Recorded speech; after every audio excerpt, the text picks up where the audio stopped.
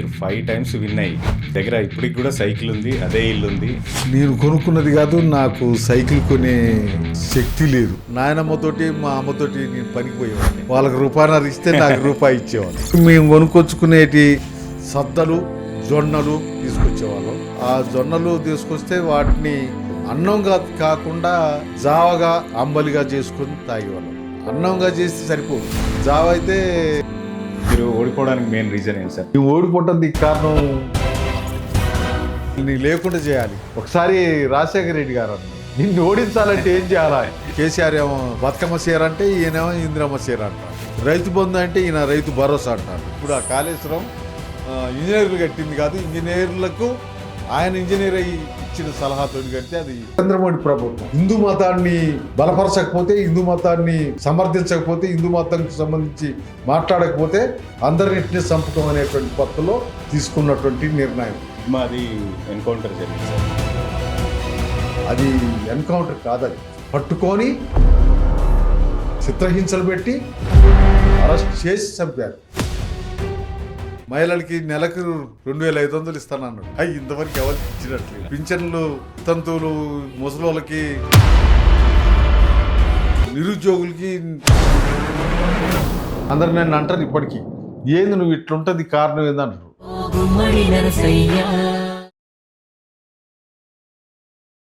So guys, ఇది వింటే మీకు ఆశ్చర్యం వేయొచ్చు.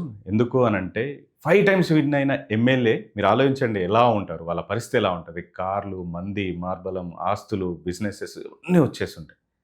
సో అలాంటి హంగు ఆర్భాటం ఏమీ లేకుండా సింపుల్గా ఇంకా ఒక సైకిల్తో ఉన్నారు. తన పైన మూవీ కూడా వస్తుంది. అది ఎవరో కాదు, గుమ్మడి నరసయ్య గారు. తన ఇల్లు కూడా గవర్నమెంట్ ఇచ్చిన పథకంలో కట్టించుకున్నారు. సో ఇప్పటివరకు 2 ఎకరాలే ఉన్నాయి, ఆస్తి కూడా పెరగలేదు. అసలు అలాంటి ఎమ్మెల్యే 5 టైమ్స్ విన్ అయిన తర్వాత కూడా అలాంటి పొలిటీషియన్ ఉంటారా అంటే ఆశ్చర్యం వేస్తుంది. సో అలాంటి వ్యక్తిని ఇంటర్వ్యూ చేయడం నాకు చాలా సంతోషంగా ఉంది. మన షోలో ఈరోజు మనతో పాటు ఉన్నారు గుమ్మడి నరసయ్య గారు. Welcome to my show sir. Thank you. MLA అయినా, గల్లీ లీడర్ అయినా, ఈ మధ్యలో గల్లీ లీడరే కాసేపు విన్ అయితే కార్లు కొనుక్కోవడమో, ఇల్లు కొనుక్కోవడమో, ల్యాండ్ కొనుక్కోవడమో అవన్నీ జరుగుతూ ఉన్నాయి. మీరు 5 టైమ్స్ విన్ అయ్యి 5 సార్లు విన్ అయ్యి కూడా ఎమ్మెల్యేగా మీ దగ్గర ఇప్పటికి కూడా సైకిల్ ఉంది, అదే ఇల్లు ఉంది, అదే సింప్లిసిటీ మెయింటైన్ చేస్తూ ఉన్నారు. అది మన జనాలందరికీ తెలియాలా అనే ఉద్దేశంతో ఇది చేస్తున్నాం సార్. అలాగే మీరు లాస్ట్ పోడ్కాస్ట్లో అన్నారు, ఇప్పుడు ఈ పోడ్కాస్ట్ ఇప్పటివరకు జరిగింది మీరు ఎలా ఫీల్ అవుతున్నారు అని అంటే, ఇదంతా నా టైం వేస్ట్ అవ్విందమ్మా, ఈ టైంలో నేను ప్రజా సమస్యలు మాట్లాడేవాడిని అని. సో అలాంటి ప్రజా సమస్యలు కూడా ఈ షోలో కవర్ చేద్దాం సార్. అలాంటి ప్రజా సమస్యలు ఇప్పుడు ఏమేమి ఉన్నాయి సార్? మీరు ఎలాంటి వాటిపైన ఇప్పుడు పోరాటం చేస్తున్నారు? మేము ఇట్లా సింప్లిసిటీగా ఉండటానికి కారణం పెద్ద కారణం ఏం కాదు. ఎందుకంటే మాకు సంబంధించిన విషయానికి వస్తే, మేము పూర్ ఫ్యామిలీ నుండి, వెనకబడ్డ ప్రాంతం నుండి పెరిగినటువంటి వాళ్ళం.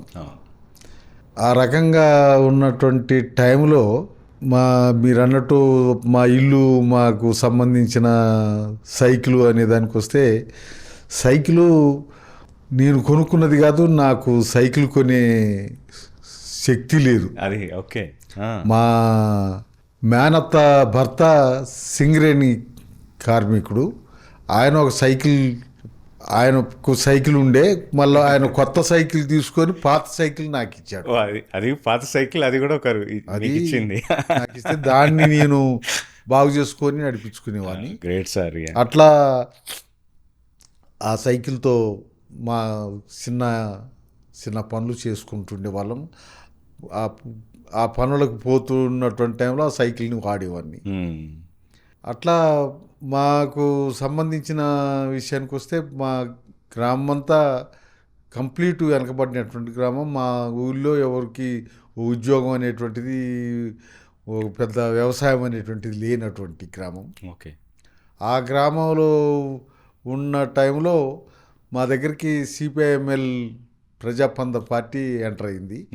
ఆర్గనైజర్లు రావటం, మాకు సంబంధించిన కూలీ రేట్లు మాట్లాడటం, కూలీ రేట్లు పెరగటానికి కావాల్సిన పద్ధతుల్లో సమ్మెలు చేయించడం, ఇవన్నీ చేసేవాళ్ళు. మేము కూలీ రేటు పెరగాలనేటువంటి దానికి వస్తే, మా దగ్గర పెద్దగా కూలీ కూడా దొరకనటువంటిది.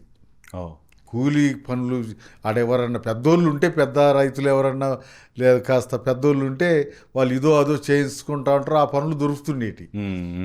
మేము ఇంతకుముందు మేసిన్ పనులు కూడా దొరికేటి కావు అక్కడ ఆ టైంలో. మేసిన్ పనులు కూడా దొరికేటి కావు. అట్లా అడవి మీద ఆధారపడి అడవిలో దొరికే కట్టెలు, అడవిలో దొరికే ఆకులు, వీటితోటి పని చేసుకొని బతికేవాళ్ళం. అటువంటి టైంలో తునికాకులు కొయ్యాల. తునికాకులు కోసేనాడు తునికాకులు రేటు పెరగాల. అప్పుడు ఎంత 2 పైసలు 3 పైసలు ఒక కట్ట, 100 ఆకుల కట్ట ఆకుల్ని 3 పైసలు 2 పైసలకు తీసుకునేవాళ్ళు బీడీ తయారు చేయడానికి. అట్లా ఉండేది. కూలి ఏదన్నా కూలికి పోతే రైతు దగ్గరికే కూలికి పోయాం. రైతులు దగ్గరికి కూలికి పోతే మాకు కూలి ఎంత ఇచ్చేవాళ్ళంటే రూపాయి ఇచ్చేవాళ్ళు రోజుకి. నేను అప్పుడు చిన్నగా ఉన్నా మా నాయనమ్మతోటి మా అమ్మతోటి నేను పనికి పోయేవాడిని. వాళ్ళకి రూపాయన్నర ఇస్తే నాకు రూపాయి ఇచ్చేవాళ్ళు. చిన్న బాబు కాబట్టి రూపాయి కాబట్టి ఆ పద్ధతుల్లో ఆ కూలి రేట్లు పెంచుకోవటం. ఇప్పుడు పక్క గ్రామంలో కొద్ది పెద్ద రైతులు ఉన్నారు, వాళ్ళ దగ్గరికి జీతాలకు పోయేవాళ్ళు. మా ఊళ్ళో నుంచి జీతం అంటే నెలకింత అని, సంవత్సరానికింత అని మాట్లాడుకుని పోయేవాళ్ళు. చాలా తక్కువ ఉండేటి. ఆ జీతాలు పెరిగేదానికి, ఈ కూళ్ళు పెరిగేదానికి, ఈ ఆకుల రేట్లు పెరిగేదానికి, వీటికి సంబంధించి ఈ అడవుల నుండి వచ్చినటువంటి పార్టీ కార్యకర్తలు మమ్మల్ని ఊరేగింపులు తీయించేవాళ్ళు, ఊరేగింపులు పాల్గొనేవాళ్ళం. ఇట్లా రేట్లు పెంచుకుంటూ వచ్చాము. ఇవాళ రూపాయన్నర కూలీ ఇవాళ 1000 రూపాయలు అయింది. ఆ రూపాయన్నర నాడు అదే పరిస్థితి పేదోడిది. ఇప్పుడు ఇవాళ 1000 రూపాయలు కూలీ నాడు కూడా అదే పరిస్థితి. మార్పు ఏమన్నా జరిగిందా అంటే ఏం లేదు, డబ్బులు పెరిగింది కనపడుతుంది, కానీ పరిస్థితి మాత్రం అప్పుడు ఉన్నంతే ఇప్పుడు ఉంది. అప్పుడు రూపాయి పట్టుకొని పోతే రియాల్ రేపటికి వచ్చేటి.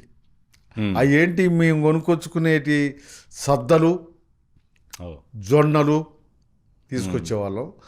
ఆ జొన్నలు తీసుకొస్తే వాటిని అన్నంగా కాకుండా జావగా అంబలిగా చేసుకొని తాగేవాళ్ళం. అన్నంగా చేస్తే సరిపోదు, జావ అయితే సరిపోద్ది. అట్లా ఆ పద్ధతుల్లో బతికినటువంటి వాళ్ళం. ఇలా అటువంటి కార్యక్రమాల్లో పాల్గొంటున్నటువంటి క్రమంలో మా పార్టీ ఆర్గనైజేషన్లో నేను వాళ్ళతోటి తిరుగుతున్నటువంటి క్రమంలో నన్ను గుర్తించారు. 1981లో పంచాయతీ ఎన్నికలు వచ్చాయి. గ్రామ పంచాయతీ ఎన్నికలు. ఆ పంచాయతీ ఎన్నికల్లో ఉసిరికాయలపల్లి పంచాయతీ అని, మా ఉసిరికాయలపల్లి, టేకులగూడెం, తొడుదలగూడెం, నడిమూరు, సీతారాంపురం, భాగ్యనగర్ తండ ఇవన్నీ కలిసి ఒకే పంచాయతీ, పెద్ద పంచాయతీ అన్నమాట. అప్పుడు ఆ పంచాయతీలు పేరుకే పంచాయతీలు, కానీ పంచాయతీలకు నిధులు లేవు, ప్రజలకి ఏదన్నా పని చేసి పెట్టింది లేదు. అప్పుడు ఉన్నటువంటి సర్పంచులు, అప్పుడు ఉన్నటువంటి గవర్నమెంట్. నేను 81 నాడు వచ్చినటువంటి సర్పంచ్ ఎన్నికల్లో ఈ ఉసిరికాయలపల్లి పంచాయతీని 3 పంచాయతీలుగా చేశారు. ఈ ఉసిరికాయపల్లి పంచాయతీలో మా టేకులగూడెం, తొడుదలగూడెం ఉన్నాయన్నమాట. అయితే మాకు ఆ సర్పంచ్ ఎన్నికల్లో మా పార్టీ నన్ను అభ్యర్థిగా పెట్టారు. అప్పుడు తెలుగుదేశం పార్టీ లేదు, తెలుగుదేశం పార్టీ ఇంకా పుట్టలే. కాంగ్రెస్ పార్టీ, సిపిఐ, సిపిఎం ఉండేది. కొత్తగా మళ్ళీ మేము మొదలయ్యాం. ఈ ఉసిరికాయలపల్లి, నడిమూరు అనే గ్రామాల్లో కాంగ్రెస్ పార్టీ వాళ్ళు ఉన్నారు, సిపిఐ వాళ్ళు ఉన్నారు, సిపిఎం వాళ్ళు ఉన్నారు. ఆ 3 పార్టీలు ఆడ అభ్యర్థుల్ని పెట్టుకున్నారు. ఈ తొడుదలగూడెం, టేకులగూడెం పరిధిలో ఉన్నటువంటి ఈ గ్రామాల్లో ఎవరు లేరు, మేమే ఉన్నాం.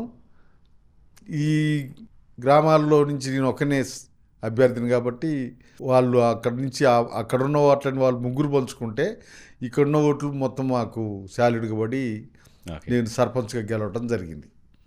అప్పుడు మీ ఏజ్ ఎంత ఉండొచ్చు? 28, 29. ఓకే. అయితే ఇప్పుడు ఆ టైంలో అందరూ ఇట్లా అడవిలోంచి అన్నలు వచ్చి మాట్లాడడం, ర్యాలీ తీయడం, ఆ టైంలో అందరూ ఇలాంటివి ఉన్నప్పుడు అటు వెళ్దాము అన్న ఆలోచన వచ్చాయి చాలామందికి. మా బాబాయ్లు వాళ్ళు కూడా అప్పట్లో నేను పోతారా, నేను కలుస్తారా, అందులో పోతారా అనేటోళ్ళు.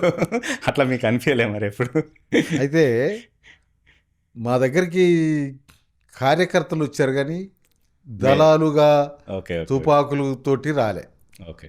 కార్యకర్తలు ఇచ్చారు. 78 ఎన్నికల తర్వాత పార్టీ లీగల్ కార్యక్రమాలు చేస్తూ వచ్చింది. అప్పుడు లీగల్గా ఉన్నటువంటి కార్యకర్తలు మా దగ్గరికి వచ్చేవాళ్ళు. ఓకే. ఓకే. ఓకే. వాళ్ళు ఈ లీగల్ కార్యక్రమాలని ప్రోత్సహించేవాళ్ళు, లీగల్ కార్యక్రమాలని తీసుకునేవాళ్ళు, అందులోనే మమ్మల్ని పాల్గొనేటట్టు చూసేవాళ్ళు, ప్రజల్లో ఉండి పోరాడాలి, పనిచేసేవాళ్ళు. అట్లా అడవిలో దళంగా ఉన్నటువంటి వాళ్ళు, తుపాకులతో ఉన్నటువంటి వాళ్ళతో మాకు పరిచయం లేదు. తర్వాత పరిచయాలు అయినాయి. మేము వాళ్ళని చూసేవాళ్ళం, వాళ్ళు మమ్మల్ని చూసేవాళ్ళు. కానీ మెజార్టీగా లీగల్ కార్యకర్తలు, లీగల్ కార్యక్రమాలే ఉండేటి. అట్లా 81లో జరిగిన ఎన్నికల్లో గ్రామ పంచాయతీ సర్పంచ్గా గెలిచాను నేను. 83 వచ్చేటప్పటికి 2 సంవత్సరాల్లోనే 83 వచ్చేటప్పటికి మా 78లో ఈ పార్టీ అభ్యర్థిగా ఎమ్మెల్యేగా గెలిచిన శాపిలరయ్య ఈ పార్టీలో లేకుండా కాంగ్రెస్లోకి వెళ్ళిపోయాడు. ఆయన కాలం పూర్తి అయింది 83 తోటి. మళ్ళీ ఎన్నికలు రావటం, మళ్ళా మా వాళ్ళు ఈ పార్టీ వాళ్ళు సిపిఐఎంఎల్ ప్రజాపంత పార్టీ వాళ్ళు సర్పంచ్గా ఉన్న నన్నే మళ్ళా ఇల్లెందు కాన్స్టిట్యున్సీ అభ్యర్థిగా నిర్ణయం చేయడం జరిగింది.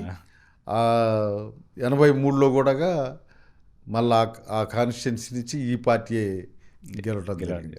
అంటే 83 అంటే అప్పుడు ఎన్టీఆర్ గారి పార్టీ స్టార్ట్ అయింది. అదే ఎన్టీఆర్ గాలి అంతటా ఉంది, బ్రహ్మాండమైనటువంటి గాలి ఉంది. ఆయన మా ఇల్లెందు వచ్చి ఇల్లెందులో కూడా ఇది చేసినారు. ఆయన సినిమా యాక్టర్గా చాలా మంచి ప్రభావం ఉన్నటువంటి వ్యక్తి కదా. అంత ప్రభావంలో కూడా మీరు గెలిచాము. 83 నుంచి మొదలుకొని ఏదైతే మాకున్నటువంటి విజ్ఞానాన్ని ప్రదర్శిస్తూ పార్టీ డైరెక్షన్ తోటి అక్కడ ఒక చీకటి లోయ అనుకోవాలి. ఆ ఇల్లెందు కాన్స్టిట్యున్సీ అంటేనే చీకటి లోయ అనుకోవాలి. ఓ కరెంటు లేదు, ఏ గ్రామంలో కరెంటు లేదు, ఏ ఊరికి దారి లేదు, ఏ గ్రామాలలో స్కూళ్ళు అనేటివి లేవు. నేను చదువుకునేటప్పుడు మా ఊళ్ళో 3వ తరగతి వరకే ఉంది. 3వ తరగతి వరకు ఉంది. పక్క గ్రామంలో 5వ తరగతి వరకు ఉంది. ఈ 5వ తరగతి అయిన తర్వాత బయటికి పోయి చదువుకుందాం, 6వ తరగతి 7వ తరగతి హై స్కూల్కి వెళ్దామంటే స్కూళ్ళు అందుబాటులో లేవు. అందుకని ఆపేశారు మీరు ఇంకా 3వ తరగతి మా ఊళ్ళో చదువుకున్నా.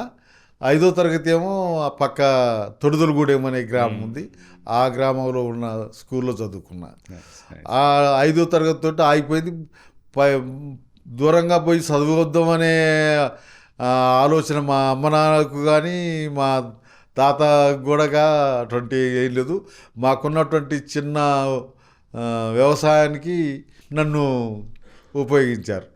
ఇక వ్యవసాయం అట్లే మాకు ఆవులు మేకలు ఉండే, ఆవులు మేకలకి అవే తోలడానికి అట్లా పనిచేస్తున్నటువంటి క్రమంలో ఈ పార్టీ ఆ ప్రాంతంలోకి రావటం, ఆ ప్రాంతంలోకి వచ్చినటువంటి కార్యకర్తలతోటి మా పరిచయం జరిగింది. ప్రజల సమస్యల్లో వాళ్ళు పోరాడుతూ అందులో ఎలక్షన్ అయ్యి ఎమ్మెల్యే వరకు వచ్చేసాం. అంటే మరి ఎన్టీఆర్ గారి గాలి ఏమి అక్కడ పనిచేయలేదు. మీరు గెలవడానికి మెయిన్ రీజన్ ఏదై ఉండొచ్చు సార్? మేము గెలవడానికి రీజన్ ఏంటి అనే దానికి వస్తే సిపిఐ సిపిఎం పార్టీల వాళ్ళు ఉన్నారు.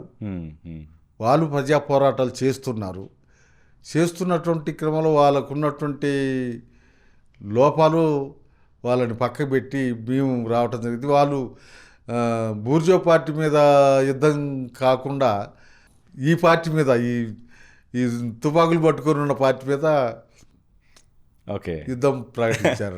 వాళ్ళు వీళ్ళని లేకుండా చేయాలి, వీళ్ళుంటే మనకి గుర్తింపు లేదు, వీళ్ళు ప్రజల్లో ఉన్నారని. వాళ్ళతో పాటు ప్రజల్లో పనిచేసేటువంటి వీళ్ళు ఆ ప్రజా ప్రభావాన్ని దక్కించుకోవటం కోసం ప్రయత్నించాలి. కానీ వీళ్ళు ఈ పార్టీకి వ్యతిరేకంగా చాలా చేశారు. అయినా కానీ అడవిలో ఉన్నటువంటి మా పార్టీ వాళ్ళకి సంబంధించినటువంటి పోడు భూముల విషయంలో కానీ, వాళ్ళ మీద జరుగుతున్నటువంటి ఫారెస్టు రెవెన్యూ అధికారుల అరాచకాలు కానీ వీటన్నిటిని బ్రేక్ చేశారు. నిజంగా వాటన్నిటిని ఎదుర్కొంటూ ఇబ్బంది పడుతున్నటువంటి ప్రజలు ఈ పార్టీ వెనక నిలబడడం జరిగింది. 78లో ఆ పార్టీకి ఓట్లు వేసి గెలిపించారు. మళ్ళీ 83లో ఆ పార్టీ అభ్యర్థిగా నాకు ఓట్లు వేసి గెలిపించారు. అంతకన్నా ముందు ఉన్నటువంటి పరిస్థితి ఏంటంటే, ఈ ఏజెన్సీ గ్రామాలలో గడ్డి ఇల్లు కప్పుకునేవాళ్ళు. ఆ గడ్డి ఇల్లు కప్పుకోవటానికి గడ్డి అడవిలో గుట్టల్లో దొరుకుతుంటాయి. అది రోజు ఒక మోపు కోసుకొచ్చి అక్కడ ఒక పాట పెట్టుకొని ఇల్లు కప్పుకోవటానికి ఉపయోగించుకునేవాళ్ళు. గడ్డి కోసుకొస్తే ఫారెస్ట్ వాళ్ళ దబాయింపులు లేదు, ఇల్లు పూసుకోవటానికి మట్టి తెచ్చుకునేవాళ్ళు. వాళ్ళు ఆ అడవి గ్రామాల్లో జనం ఇల్లు పూసుకోవటానికి మట్టి తెచ్చుకునేవాళ్ళు. మట్టి తెచ్చుకోవటానికి లేదు, పొయ్యిలో కట్టెలు తెచ్చుకోవటానికి లేదు, అంతా హెరాస్ ఉండేది అనమాట. మరి అడవి బిడ్డలందరూ అడవి మీద ఆధారపడి బ్రతకాలి కదా అప్పుడు. ఆ టైంలో వాళ్ళ అడవిలో పుట్టినలు అడవిలోనే బతుకుతారు, అడవిలోనే ఉంటారు. కానీ వీళ్ళ ఇబ్బందులు, వీళ్ళ వేధింపులు అమితంగా ఉండేటి. అట్లే రెవెన్యూ డిపార్ట్మెంట్ వాళ్ళు వీళ్ళు భూముల విషయంలో కూడా బాగా ఇది చేసేవాళ్ళు. పోలీస్ పటేల్ అనేవాడు ఉండేటోడు. ఆ పోలీస్ పటేలు వాడు పోలీసు లాగా వాళ్ళకు సాయం చేయటం కాకుండా వాళ్ళని ఎప్పుడు వేధిస్తూ వాళ్ళని దోచుకునే పద్ధతులు అనుసరించేవాళ్ళు. ప్రజలు ఎవరి దగ్గరన్నా అప్పుకు పోతే అవి దాని గింజలు కావచ్చు, డబ్బులు కావచ్చు, ఈ విపరీతమైనటువంటి వడ్డీలు, నాగులు అనేటి ఈ వ్యవసాయం టైంలో వ్యవసాయం చేసుకోవాలంటే వీళ్ళ రైతు దగ్గర ఉండేటివి కావు. ఎవరన్నా పెద్ద కుటుంబాల వాళ్ళ దగ్గర వాళ్ళు అప్పు తెచ్చుకోవడానికి పోతే వడ్డీలు విపరీతంగా ఉండేటి. ఎంత ఉండేది సార్ అప్పట్లో వడ్డీ? 100 రూపాయలు తీసుకుంటే 10 రూపాయలు వడ్డీ. 10 రూపాయలు, అబ్బో 10%. గింజలైతే బస్తా గింజలు తెచ్చుకుంటే మళ్ళీ పండిన నాడు వాళ్ళకి ఇవ్వాల్సింది బస్తనార, అంటే అరబస్తా 50% అనమాట. ఆ పద్ధతుల్లో ఉండేటి అన్నీ కూడా ఈ పార్టీ నాయకత్వంలో నివారించబడ్డాయి. అన్ని తీసేశారు, అయితే అన్నీ ఆగిపోయినాయి, అన్నీ బంద్ పెట్టాయి. అందుకనే ఒక పక్క పోలీస్ హెరాస్మెంటు, నక్సలైట్ల మీద దాళ్ళు ఎన్ని జరుగుతున్న గ్రామాలన్నింటినీ నిర్బంధంలో బంధించిన కానీ ప్రజలు వాళ్ళు కావాలి అనేటువంటి పద్ధతిలో ఉండేవాళ్ళు. ఆ పద్ధతుల్లో ఈ పార్టీకి సహకరిస్తూ వచ్చేవాళ్ళు. మేము మా పార్టీ ఆడ గెలవటానికి కారణం ఇవన్నీ కారణాలు. జనాల సమస్యల్ని తీర్చుకుంటూ రావడం వల్ల గెలవడం జరిగింది. అది ఇవాళ మేము ఎట్లుంటుంది కారణం ఏంటి అనే దానికి వస్తే, నిజంగానే మీరందరూ అన్నట్టుగా 1,00,000 సోర్స్ ఉన్నాయి. డబ్బు సంపాదించుకోవటానికి, దాచుకోవటానికి 1,00,000 సోర్స్ ఉన్నాయి. ఇటువంటి సోర్సులు అన్నిటిని వ్యతిరేకిస్తూ పనిచేస్తున్నటువంటి పార్టీ మాది. ఆ పార్టీలో నేను ఒక సభ్యునిగా ఉంటూ, ఆ పార్టీ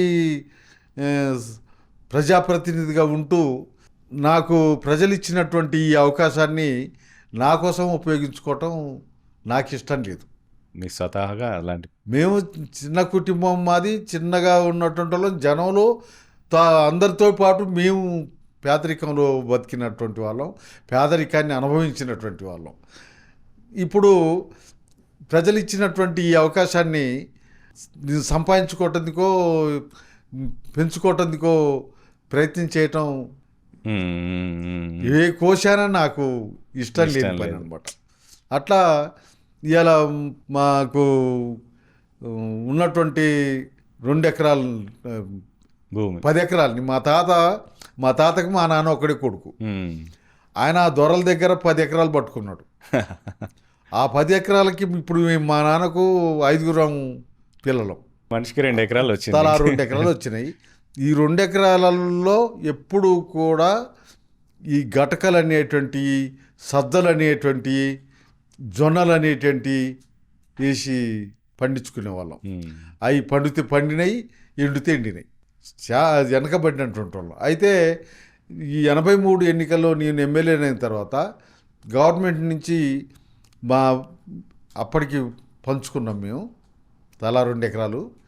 ఆ 2 ఎకరాలలో గవర్నమెంట్ నుంచి ఐటీడీఏ నుండి బోర్లు మంజూరైనాయి. బోర్లకి మోటార్లు గవర్నమెంటే, కరెంటు గవర్నమెంటే ఇచ్చింది. అట్లా చేశాము. అట్లా మా కుటుంబమే కాకుండా ఆ ఏజెన్సీ ప్రాంతంలో ఉన్నటువంటి వాళ్ళందరికీ ఇటువంటి పనులన్నీ చేసి పెట్టాం. అంటే మీరు ప్రభుత్వం దగ్గర నుంచి తీసుకుంది ఒక బోర్ వేయించుకుని మోటార్ తీసుకున్నారు. అంతే. ఇప్పుడు మా గ్రామంలో ఉన్నటువంటి వాళ్ళందరికీ కూడా అప్పుడు మామూలు పంటలు వేసుకునే వాళ్ళము. వరి బండి వేయటానికి నీటి వనరులు లేవు. నీవు మంచి పంటలు బండి వేయటానికి కావాల్సినటువంటి సోర్సు సవలతులు లేవు. అట్లాంటి వాళ్ళకి ఇవాళ అందరికీ గుండాల నుండి మొదలుకొని గుండాల, టేకులపల్లి, బయ్యారం, గార్ల, సింగరేణి మండలం ఇవన్నీ ఈ నియోజకవర్గంలో ఉంటాయి. ఇక్కడ ఈ ప్రాంతంలో ఉన్నటువంటి అందరికీ ట్రైబ్కి ఒక పద్ధతి ప్రకారం, నాన్ ట్రైబ్కి పద్ధతి ప్రకారం. నాన్ ట్రైబ్ కూడా ఇక్కడ ఎవరైనా పెద్దోళ్ళు ఉన్నారా, సంపన్నులు ఉన్నారా అంటే ఆ ప్రాంతంలో ఉన్నటువంటి అందరు కూడా సమానమైనటువంటి పద్ధతిలో ఉన్నారు. ఎవరు పెద్దోలుగా, సంపన్నులుగా, భూస్వాములుగా లేరు. అందరూ అట్లున్నారు. అందరికీ కూడా ఆ పద్ధతిలో ఉన్నాయి. మేము 78లో గెలిచినటువంటి శాపలేరయ్య ఏం చేయలేకపోయాడు. తర్వాత నేను ఎమ్మెల్యే అయిన తర్వాత అన్ని గ్రామాలకు సంబంధించినటువంటి కరెంటు, రోడ్లు, దారులు, అన్ని గ్రామాల్లో స్కూల్ బిల్డింగ్స్, స్కూళ్ళ పంతులు వీటన్నిటిని తీసుకొచ్చాం. అప్పుడున్నటువంటి అధికారులు కూడా మేము చెప్పేటువంటి అన్నీ కూడా మంచిగా వినేవాళ్ళు, ఆలోచించేవాళ్ళు. వీళ్ళు ఏదన్నా ఉంటే జెన్యున్ విషయం తీసుకొస్తారు, రీజన్స్గా ఉంటారు. ఇవన్నీ చేయాల్సిన బాధ్యత మనదనే పద్ధతిలో అప్పుడున్నటువంటి కలెక్టర్లు, పిఓలు, ఐటీడీఏ నుండి పిఓ ప్రాజెక్ట్ అధికారి ఉండేటోడు, జిల్లా కలెక్టర్ ఉండేటోడు, ఈ తహసీల్దారులు వీళ్ళందరూ కూడా మంచిగా చూసేవాళ్ళు, మంచిగా పనులు చేసి పెట్టేవాళ్ళు. ఈ మేము పని చేయించుకున్నాం అని మేము గర్వంగా ఫీల్ అయ్యేవాళ్ళం. అయితే అంతకుముందు కాంగ్రెస్ గవర్నమెంట్ పార్టీ ఉంది. దాని తర్వాత తెలుగుదేశం పార్టీ వచ్చింది. అవును. మనకి పవర్ మీరు చెప్పినట్టు అంతకుముందు పవర్ అవన్నీ లేవు. తెలుగుదేశం పార్టీ వచ్చిన తర్వాత పవర్ వచ్చింది. కాబట్టి ఇంతకుముందు ఉన్న నాయకులు పవర్ తీసుకురాలేకపోయారా? అంటే ఎమ్మెల్యేగా ఉన్న తను, లేదా తెలుగుదేశం గవర్నమెంట్లో పనులు ఈజీగా జరిగాయా? అక్కడికి మీరు తేగలిగారా? మేమైతే ఇప్పుడు వాళ్ళు ఎంటబడి పని చేసుకుంటున్నాం అని మేము. అంటే నాయకుడు గట్టిగా ఉంటే పనులు అవుతాయి. ఇంతకు ముందు ఉన్నటువంటి వాళ్ళు ఏం చేశారు? అప్పుడు ఇటువంటి అవకాశాలు లేవా, ఇటువంటి అధికారులు లేరా అనే దానికి వస్తే అధికారులను పట్టుకునేవాడు కానీ ప్రజల్లోకి పోయేవాడు కానీ లేకపోవటం వల్ల ఎంతసేపు ఎన్నికల నాడు వచ్చి ఓట్లు వేయించుకోవటం తప్ప, ఎన్నికల నాడు ఓట్ల నాడు మేము ఇది చేసి పెడతాం అని చెప్పటం తప్ప చేసి పెట్టినటువంటి వాళ్ళు ఎవరు కనపడలే. ఇలా మేము వచ్చిన తర్వాత, మా పార్టీ తరఫున మేము గెలిచిన తర్వాత ఎప్పుడూ జనంలో ఉండేవాళ్ళం, జనం దగ్గర ఉండేవాళ్ళం, జనంకి ఏం కావాలో తెలుసుకునే వాళ్ళం. ఆ జనం కావాల్సినటువంటి వాటిని కలెక్టర్ దగ్గర, ఎంఆర్ఓ దగ్గర, ఎండిఓ దగ్గర, అప్పుడు నేను 86 దాకా తహసీల్ ఆఫీసులు ఉండేటి, ఉమ్. రెవెన్యూ తహసీల్దార్, అవును. అట్లా అందరూ అధికారులు మేము చెప్పే వాటిని వినేవాళ్ళు. ఆ సమస్యని ఎట్లా సాల్వ్ అప్పుడు నిధులు కొరత, అవును. గవర్నమెంట్ దగ్గర కూడా డబ్బులు లేని కొరత. టైంలో ఇవాళ అప్పులు పుట్టే మార్గం ఉంది, ఆస్తులు పెంచుకునే మార్గం ఉంది, అన్నీ ఉన్నాయి. అప్పుడు చాలా ఇది అన్నమాట. ఒకవేళ నాకన్నా ముందు ఉన్నటువంటి వాళ్ళు ఆ కొరత వల్ల చేయలేకపోయారా ఉండొచ్చు. అనే విషయానికి వస్తే కూడా ఆలోచించాల్సిందే. అయితే మేమున్న దగ్గర మేము ఇల్లెందు కాన్స్టిట్యున్సీ కాకుండా అసెంబ్లీ పరిధిలోకి వచ్చిన తర్వాత దేశవ్యాప్తంగా ఉన్నటువంటి, రాష్ట్ర వ్యాప్తంగా ఉన్నటువంటి విషయాలన్నింటినీ ప్రస్తావించడానికి చేసేవాళ్ళం. అప్పుడు ఎన్టీ రామారావు ముఖ్యమంత్రి, నేను ఎమ్మెల్యేగా ఉన్నప్పుడు చాలా ఆసక్తిగా వినేవాడు. అధికారులకు అదేంటో చూడండి అని చెప్పేవాడు. నిజంగానే అధికారులు కూడా వీళ్ళు అడగలుగా ఏం మాట్లాడరు, ఏమి అడగరు, వాళ్ళ కోసం అడగరు, ప్రజా సమస్యలకు ప్రజలకు సంబంధించి అడుగుతారు అనేటువంటి పద్ధతులు ఉండేది. అట్లా నా దగ్గర నా హయాంలో, నా టైంలో కాన్స్టిట్యున్సీలో ఉన్న సమస్యలన్నీ సాల్వ్ చేశాను అనేటువంటి. కాకపోతే అప్పుడు చిన్నగా ఉన్నటువంటి రోడ్లు పెద్దగా జరిగినాయి. ఇప్పుడు బీటీ రోడ్లు చిన్నగా ఉండేవి, ఇప్పుడు డబల్ రోడ్లు ఇట్లా మొత్తానికి అయినాయి. ఈ రకమైనటువంటి పద్ధతుల్లో ఉన్నప్పుడు పనులు చేసే కాంట్రాక్టర్లు కూడా అధికారులకి పర్సంటేజ్ ఇవ్వాల్సి వచ్చేది. నేను పర్సంటేజీలని బ్రేక్ చేయించా. మీరు పర్సంటేజీలు తీసుకోవడానికి వీల్లేదు, మీరు పర్సంటేజీలు ఇవ్వటానికి వీల్లేదు. మా పని ఈ డబ్బులు ఎన్ని ఉన్నాయి, ఈ పని అట్టుండాలి, అంతే. నువ్వు పని వచ్చింది కదా అని చెప్పి నువ్వు టూత్ పాలిష్ పనిచేసి పైసలు మిగిలించుకోవటానికి నువ్వు చూడటం కానీ, తప్పుడు రికార్డు చేసి వాళ్ళు పర్సంటేజీలు తీసుకోవటం కానీ కరెక్ట్ కాదు అని నా టైంలో నేను దాన్ని గ్రేట్ సార్, నిజంగా గ్రేట్. అట్లా ఉన్నటువంటి మేము సంపాదించుకోవాలి అనే విషయానికి వస్తే అది అయ్యే పని కాదు. మేము ఇప్పటికీ దాన్ని వ్యతిరేకిస్తాం. అయినా కానీ మేము వ్యతిరేకించినంత మాత్రం ఆగేటట్టు లేదు, అది నడుస్తూనే ఉంది. అవును. అది దాని ఏమనాలో అనలేని పదాలతోటి చేయాల్సి వస్తుంది. అంటే మీరు అట్లా ఉన్నా కూడా ఏమన్నా జరిగాయా? మీరు దాని మీద యాక్షన్ తీసుకున్నారా ఆ టైంలో? నా టైంలో అటువంటి ఏమి లేదు, పనులు చేయించుకున్నాం. పని ఫాల్ట్ లేకుండా ఉండేది. ఆ పని అట్లా చేసేవాళ్ళు మా దగ్గర. కాంట్రాక్టర్ కానీ అధికారులు కానీ ఆ పద్ధతిలోనే పనులు చేసేవాళ్ళు. మీరు చేయించిన పనులు ఇంకా కనపడుతున్నాయి. ఇప్పుడు నిన్న మొన్న చేయించినటువంటి పనులు తెల్లారే దుబ్బలేసిపోతున్నాయి, కనబడట్లేదు. అవి సిమెంట్ రోడ్లు కావచ్చు, బీటీ రోడ్లు కావచ్చు, ఏమన్నా కావచ్చు. ఇప్పుడు ఏమన్నా కొద్ది గొప్ప పనులు జరుగుంటే అవన్నీ కూడా పాడైపోతున్నాయి. ఇప్పుడు మా దగ్గర మేము ఉన్నప్పుడు చేసిన పనులు ఇంకా చేసినప్పుడు ఎట్టున్నాయో అట్లనే కనపడుతున్నాయి. నిజాయితీగా ఒక లీడర్ నిజాయితీగా ఉంటే అధికారులు, కాంట్రాక్టర్లు కూడా నిజాయితీగా పనిచేస్తారు. వర్క్ కూడా స్టాండర్డ్గా ఉంటుంది, ప్రజలకు అందాయని 100% అందుతాయి. Great sir. అట్లా మా దగ్గర అడవి ప్రాంతంలో ముర్రేడు, కిన్నెరసాని, పాకాలేరు ఇటువంటి వాగులు ఉన్నాయి. వాటన్నిటికి కూడా ఫారెస్టు వాళ్ళ అభ్యంతరాలని సాల్వ్ చేసుకుంటూ వాగులేమిటంతా లిఫ్ట్ ఇరిగేషన్స్ అంటే ఎత్తిపోతల పథకాలు పెట్టాము. మామూలు చెరువులు కూడా ఒక ఆ పరిధిలో ఉన్నటువంటి ఆ గుండాల, ఆళ్ళపల్లి, టేకులపల్లి, బయ్యారం ఆ ప్రాంతంలో అడవిలో ఉన్నటువంటి వాగులకు చెరువులు పోపించాం. అంటే ఈ గవర్నమెంట్ తోటి కాదు, మా పార్టీ నాయకత్వంలో ప్రజలందరినీ తీసి ఆ పరిధిలో చెరువు పోయాలి. ఈ చెరువు పోస్తే ఇంతమందికి వస్తాయి, ఇంతమందిని తీసుకుపోయి ఆడ పని చేపించి చెరువు చేయించాం. అవన్నీ ఇప్పుడు ఇలా ఒడ్లు పండే ఈ ఎత్తిపోతల పథకాలు తోటి ఇది చేసాం. ఎత్తిపోతల పథకాలు చేయాలంటే కరెంటు కావాలి, దానికి కావాల్సిన మోటార్లు కావాలి, దానికి కావాల్సిన పైపులు కావాలి, ఇవన్నీ అవసరం.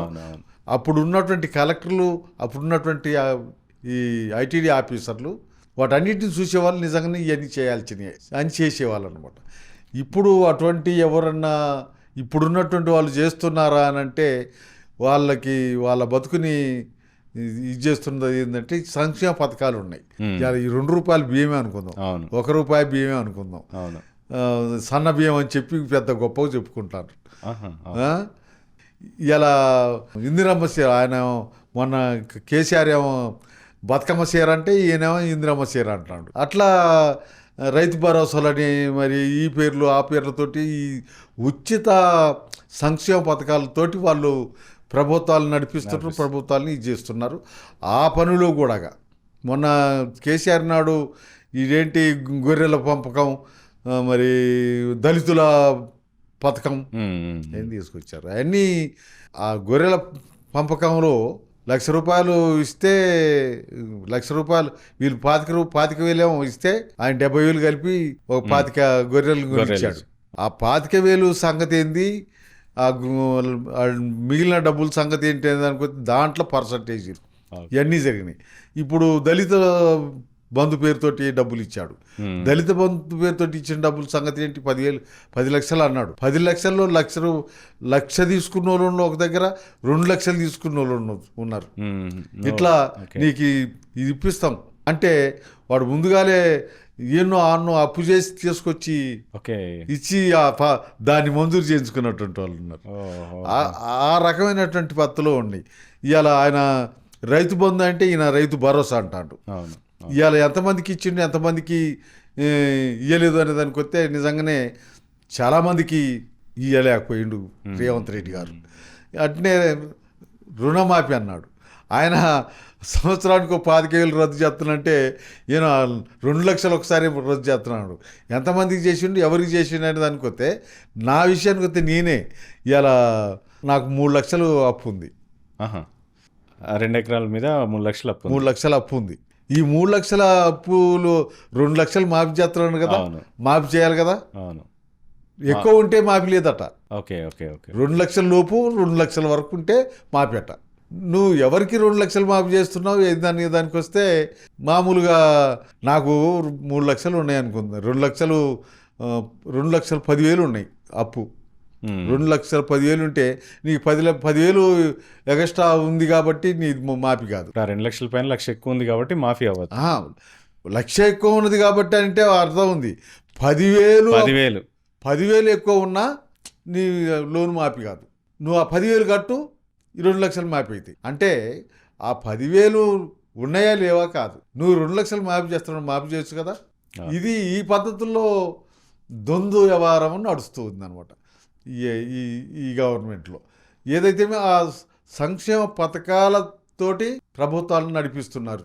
ఎక్కడా శాశ్వతమైనటువంటి అభివృద్ధికి సంబంధించినటువంటి ప్రజలకు ఉపయోగపడేటువంటి కార్యక్రమాలు, పనులు ఎక్కడ చేతలేరు. ఇంకా మన దగ్గర నీటి వనరులు అమితంగా ఉన్నాయి, దానికి కావాల్సినటువంటి అవసరాలు చాలా ఉన్నాయి, అవి చేయాలి. ఎక్కడ నువ్వు డ్యామ్ కడతావా, ప్రాజెక్టు కడతావా అనేది పక్కకు పెట్టేస్తే ఎత్తిపోతల పథకాలతోటి ఎక్కువ ఉపయోగం చేసుకోవచ్చు, ఎక్కువ ప్రయోజనం ఉంటుంది కూడా. తక్కువ ఖర్చు, ఎక్కువ ప్రయోజనం ఉంటుంది. అటువంటి వాటి మీద అసలు ఆలోచనే లేదు. అటువంటి ఆలోచన ఎవరికి రావటం లేదు. కాళేశ్వరం లిఫ్ట్ ఇరిగేషన్ అనవసరం. అది లిఫ్ట్ ఇరిగేషనే కానీ, ఎత్తిపోతల పథకమే కానీ, దాన్ని ఏం చేసినావు, ఇంజనీరింగ్ వాళ్ళు, ఇంజనీర్ చదివేటటువంటి వాళ్ళు ఏడ ఏం చేయాలో దాన్ని ఎట్ట చేయాలనేటువంటి ప్లాన్ ఉంటుంది. వాళ్ళకు సంబంధించినటువంటి డిజైన్స్, వాళ్ళకు ఉన్నటువంటి ఇది ఉంటుంది. కానీ వాళ్ళు చెప్పినట్టు చేయలే ఇది ఆ ప్రాజెక్ట్ని. వాళ్ళు చెప్పినట్టు చేయలే. అందుకని అది పలిగి క్రాక్ వచ్చి బదనాం చేస్తుంది. కేసీఆర్ చెప్పినట్టు ఈ ఇంజనీర్లు చేసి ఇప్పుడు వాళ్ళు బదనం అవుతున్నారు. కేసీఆర్ ఆ పని చేయించి బదనం అవుతుండు, కేసీఆర్ చెప్పినట్టు చేసి వీళ్ళు బదనం అవుతున్నారు. వీళ్ళ టెక్నాలజీ ప్రకారంగా, వీళ్ళ డిజైన్ ప్రకారంగా, వీళ్ళ అవగాహన ప్రకారంగా చేస్తే ఇది అట్లా ఏది కాదు. ఇలా మన దగ్గర నాగార్జున సాగర్ కట్టారు, శ్రీశైలం కట్టారు, శ్రీరామ్ సాగర్ కట్టారు, ఇవన్నీ కట్టారు కదా. అవి వాళ్ళు ఇంజనీర్లు కట్టినటువంటిది, ఇంజనీర్ల ప్లాన్ ప్రకారం కట్టినారు. ఓకే. ఇప్పుడు ఆ కాళేశ్వరం ఇంజనీర్లు కట్టింది కాదు, ఇంజనీర్లకు ఆయన ఇంజనీర్ అయ్యి ఇచ్చిన సలహాతోటి కడితే అది బదనాం కావడానికి ఆస్కారం ఏర్పడింది. ఓకే. అట్లా మా దగ్గర ఉన్నటువంటి సోర్స్ అంతా కూడా ఇంకా వెనకబడి ఉంది. అటువంటి ప్రయత్నం ఎవరు చేస్తలేరు. అటువంటి ఆలోచన ఎవరికి రావటం లేదు. ఇంకా మీరు ఎలాంటి సమస్యల మీద ఇంకా పోరాడుతున్నారు? ఇలా మేము మా ప్రయత్నం అంతా ఇంకా పోడుమూలకి ఇంకా ఉంది. 2005-6లో అప్పుడున్నటువంటి కాంగ్రెస్ గవర్నమెంట్ చట్టం చేసింది. అంతకు ముందు ఉన్నటువంటి దానికి వచ్చినప్పుడు ఆ చట్టాలని అమలు చేసినా లేదంటే ఎన్టీ రామారావు దగ్గరికి ఒక చిన్న లారీ నిండా దరఖాస్తులు తీసుకొచ్చాం. హైదరాబాద్లో పెద్ద ప్రోగ్రాం పెట్టి ఒక 20,000 మందితోటి ఊరేగింపు పెట్టి ఆ ఊరేగింపుతో పాటు దరఖాస్తులు తీసుకొచ్చాం. ఈ పోడు భూములకు పట్టాలు కావాలి, ఆ పోడు భూముల పరిధిలో ఉన్నటువంటి నీటి వనరులని ఆ వ్యవసాయానికి ఉపయోగపడే పద్ధతిలో ఇది చేయాలని చెప్పి తీసుకొచ్చాం.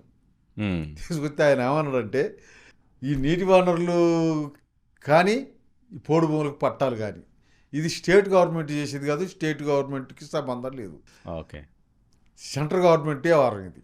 నేను ఈ రాష్ట్ర ముఖ్యమంత్రిగా, మీ అందరి ముఖ్యమంత్రిగా నేను సెంట్రల్ గవర్నమెంట్కి మీ తరఫున నేను లెటర్ రాస్తా అన్నాడు. Okay okay. కానీ ఈ రైతుల జోలికి రాలేదు, రైతులను ఇబ్బంది పెట్టలే. కానీ ఇప్పుడు వీళ్ళు ఆ చట్టం ఉద్దేశం అంటారు. అడి నడుపుతా అంటే మాట్లాడిన లేడు, అడి నడుపుతా అంటే ఆబ్జెక్షన్ లేడు. Okay sir. అట్లా 4 లక్షల ఎకరాలకు మాత్రమే పట్టాలు హక్కులు కల్పించారు. ఇంకా 10 లక్షలకి ఇవ్వాలి.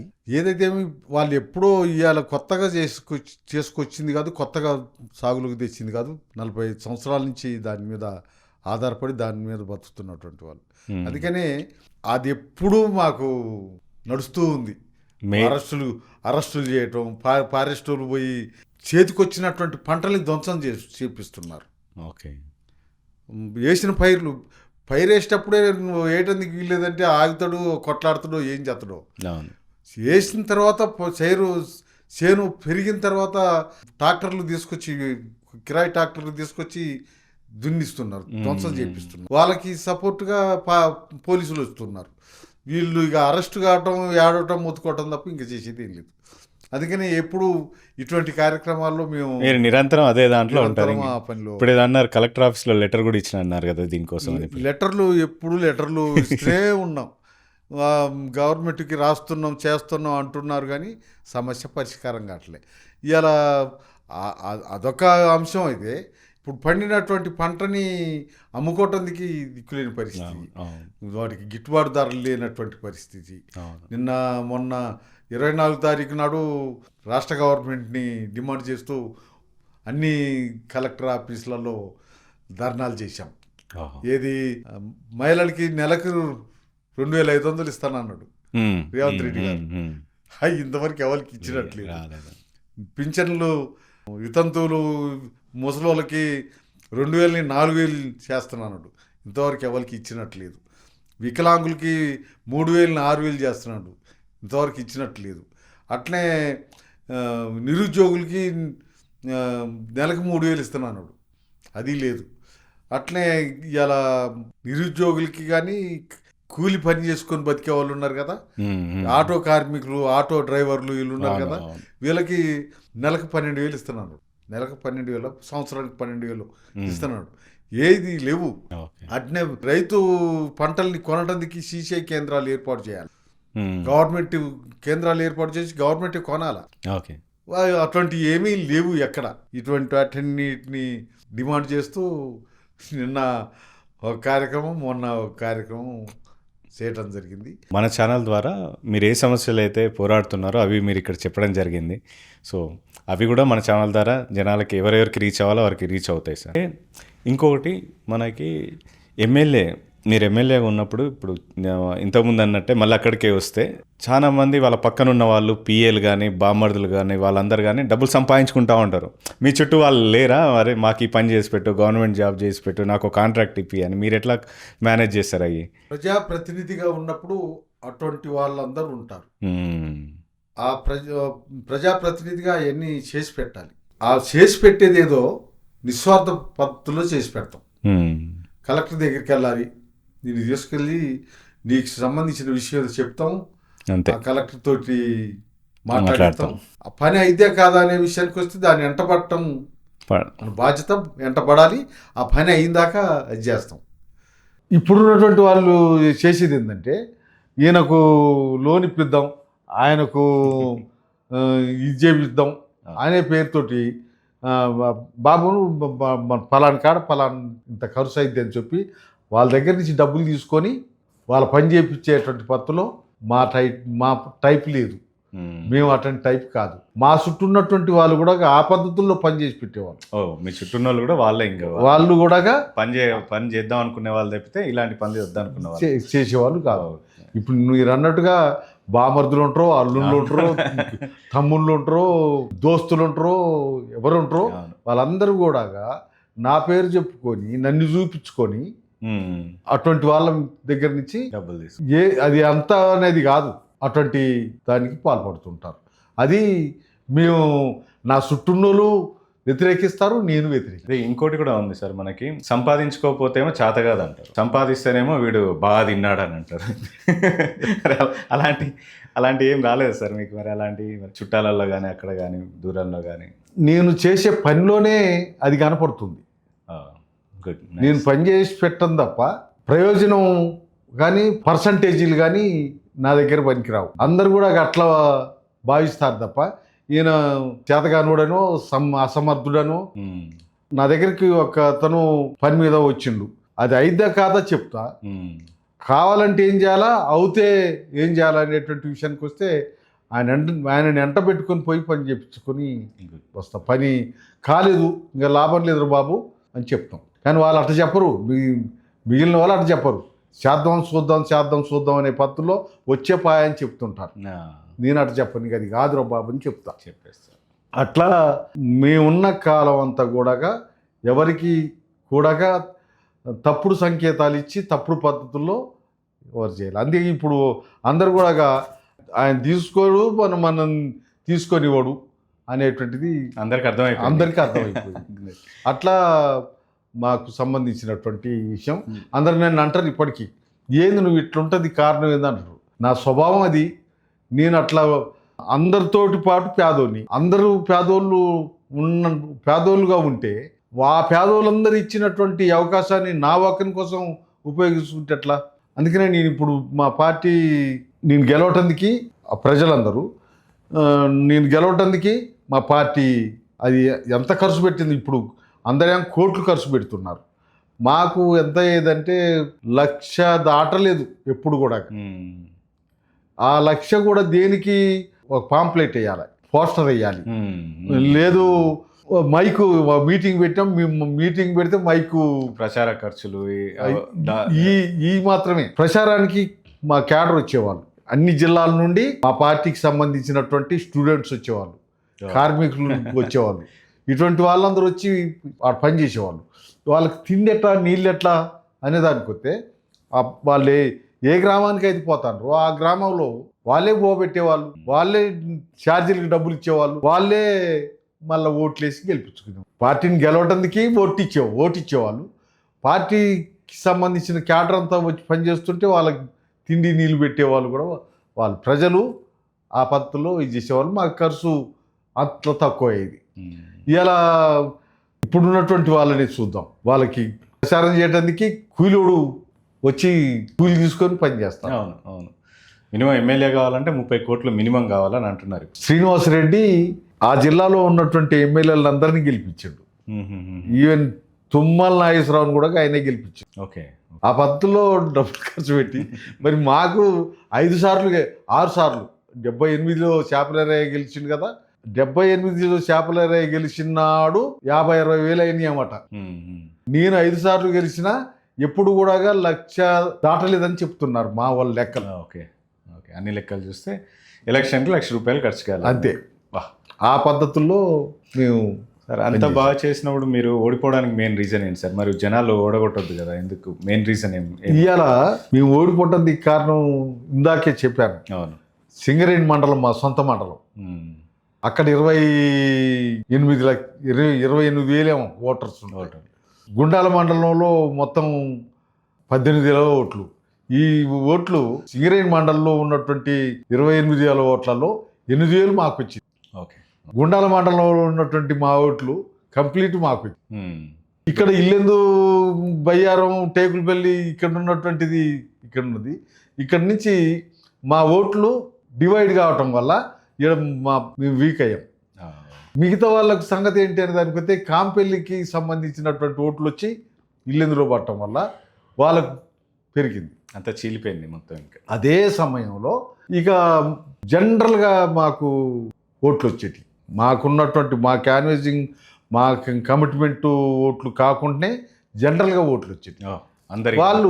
వాళ్ళు ఎట్లాగ వీళ్ళు గెలవర్లే, గెలిచిన చేద్దాం అనే పద్ధతి ఒకటి, డబ్బులు ఇస్తున్నారు కదా తీసుకుందాం వేద్దాం అనేటువంటిది రెండు.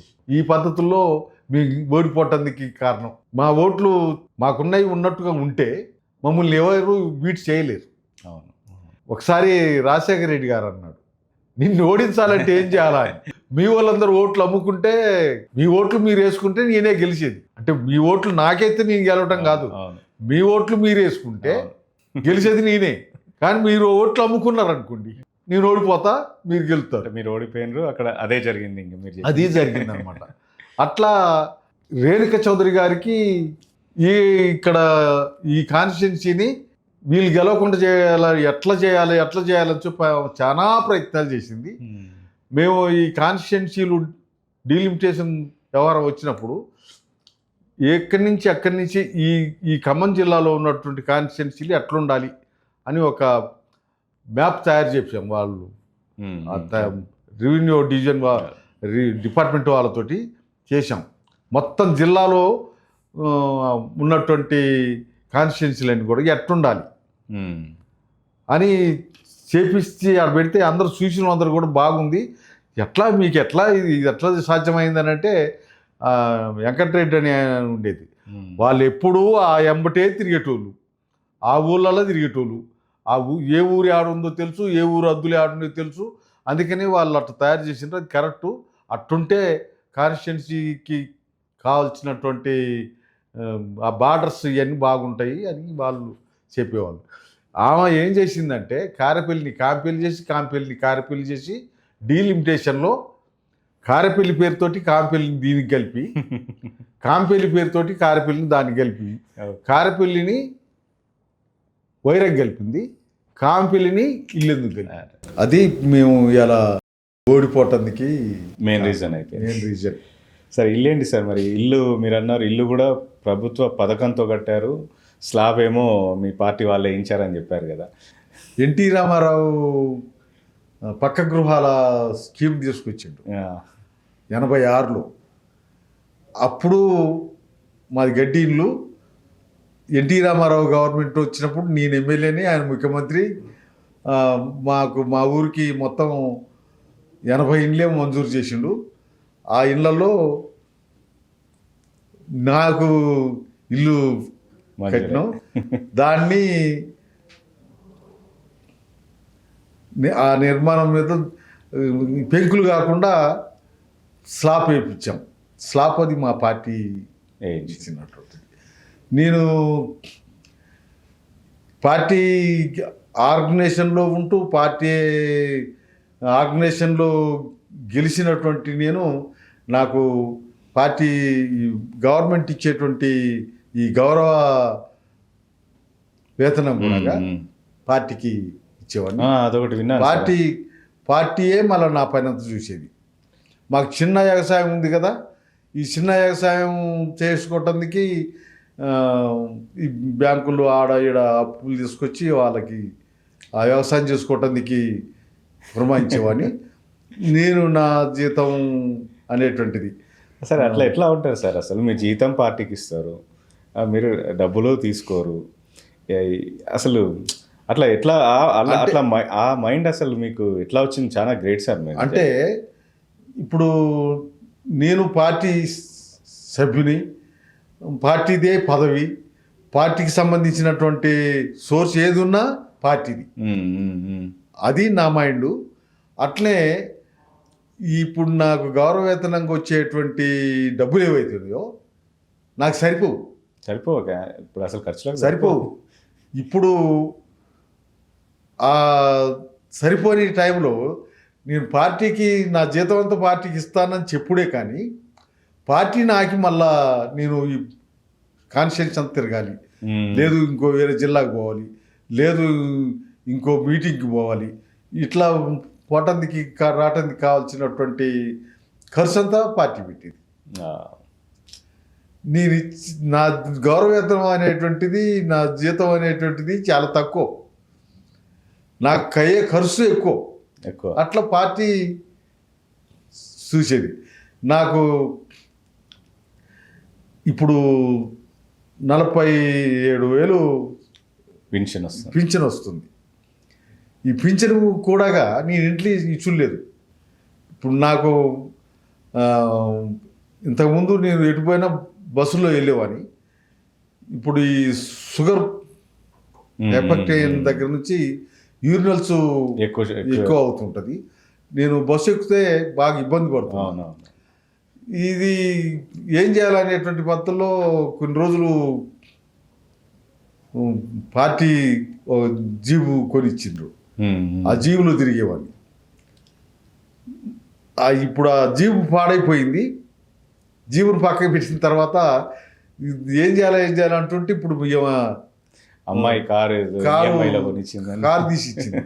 కారు ఇచ్చింది కానీ మరి కారులో డీజిల్ ఎవరు పోయాలి? కారు డీజిల్ కారు డీజిల్ నా డబ్బులు సరిపోవట్లే. ఇప్పుడు మళ్ళా ఎటన్నా పోవాలంటే మళ్ళీ పార్టీ డబ్బులు ఇవ్వాల్సిందే.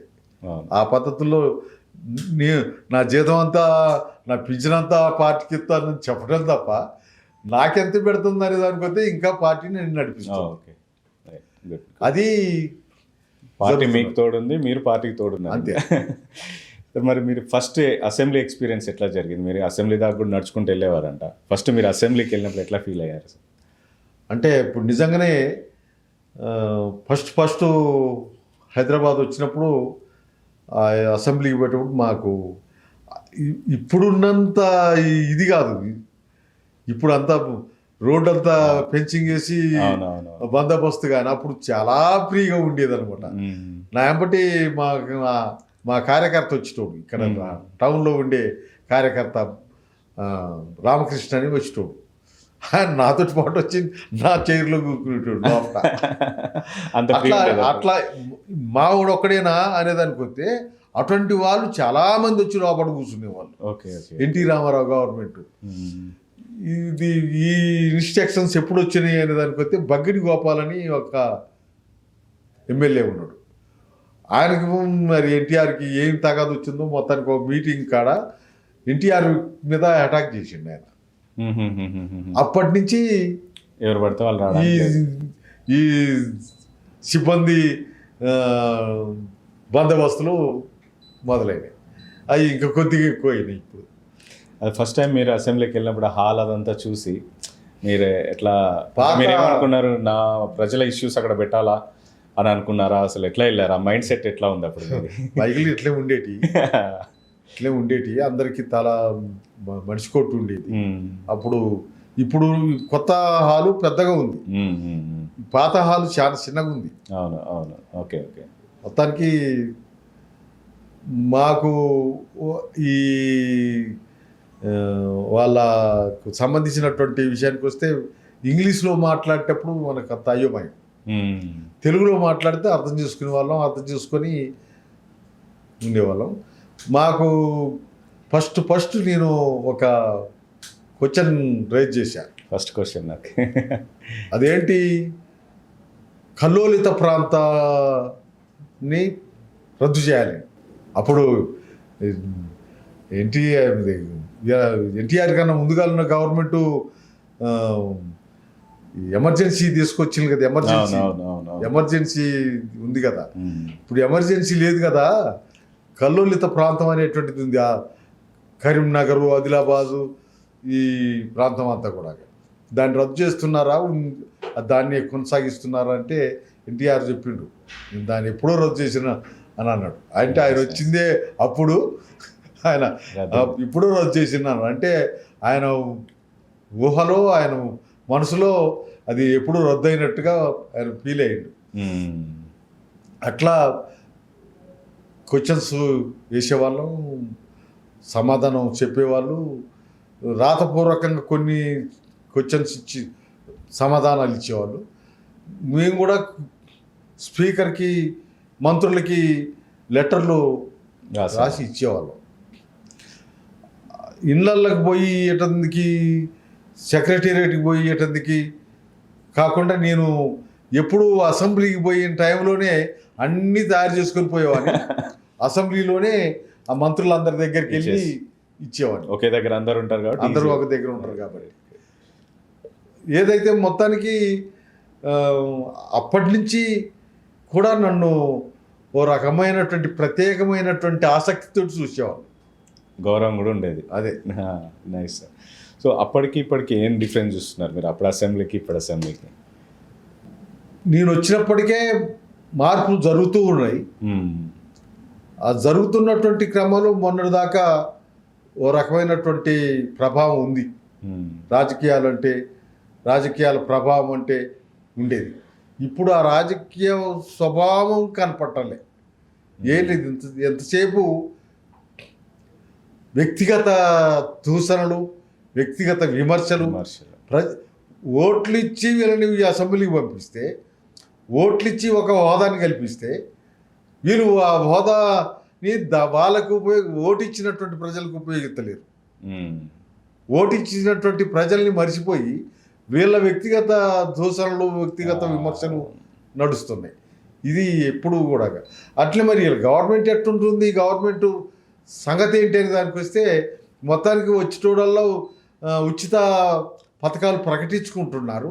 వాటిని అమలు చేస్తారా లేదా అనే దానికి వస్తే అమలు సక్రమంగా జరగటం లేదనేది ఒక అంశం అయితే, ఆ పేర్లతోటి పదవుల్లోకి రావటం, అధికారంలోకి రావటం, వాటిని శతపొట్లో దాఖలు చేయటం జరుగుతుంది. ఇవాళ ఇందాక నేను చెప్పాను, నేను పింఛన్లు అయితేమి, నిరుద్యోగ వృత్తి అయితేమి, మహిళలకు ఇచ్చేటువంటిది, కార్మికులకు ఇచ్చేటువంటి. సరే, ఇప్పుడు మీరు సీఎం అయితే 3 డెసిషన్స్ ఏవి తీసుకుంటారు? స్ట్రాంగ్ డెసిషన్స్ ఏవి తీసుకుంటారు? 3. మేము సీఎంలం కాము, సీఎంలో అవకాశాలు లేవు. కానీ మీ మనసులో ఇస్తే మా రాజ్యం మేము అంటున్నాం, పేదోళ్ళ రాజ్యం రావాలి, పేదోళ్ళకి న్యాయం జరగాలంటే రాజ్యంలో తప్ప, సమాజంలో తప్ప మార్గం లేదని చెప్తున్నటువంటి మేము ఏమంటున్నామంటే, ముందుగాలు విద్యకు సంబంధించిన విషయాల్లో, వైద్యానికి సంబంధించిన విషయాల్లో, రైతులు పండించినటువంటి పంటలకు సంబంధించిన విషయాల్లో స్పష్టమైనటువంటి నిర్ణయం తీసుకుంటాం. వాళ్ళకి కావాల్సినటువంటి అన్నీ కూడా ఆ ప్రభుత్వంలో జరగాల్సినటువంటి అంశాలన్నీ కూడా ప్రజలు నిర్ణయం చేసి తీసుకుంటారు. ప్రజలు నిర్ణయాన్ని అమలు చేయడానికి ప్రజారాజ్యంగా దాన్ని ప్రోత్సహిస్తాం. సార్, ఇంకొకటి, ఎన్టీఆర్ గారు వచ్చిన తర్వాత, తెలుగుదేశం పార్టీ అమల్లోకి వచ్చిన తర్వాత సారా నిషేధం జరిగింది. అప్పుడు పరిస్థితి ఎలా ఉండేది సార్ మన ఏరియాలో? సారా నిషేధానికి సంబంధించి మేము పోరాటం కూడా చేసాము. మేము ఎంత చేసినా కానీ దాన్ని బ్రేక్ చేయలేకపోయాం. అది ఏదో రకంగా ఏదో మూల నుంచి వచ్చేది ప్రభావం ఉండేది. పోరాటం చేస్తున్నటువంటి క్రమంలో మా మీద కేసులైనా, మా మీద, మా పార్టీ మీద నిర్బంధం పెరిగినా మొత్తానికి చేశాము.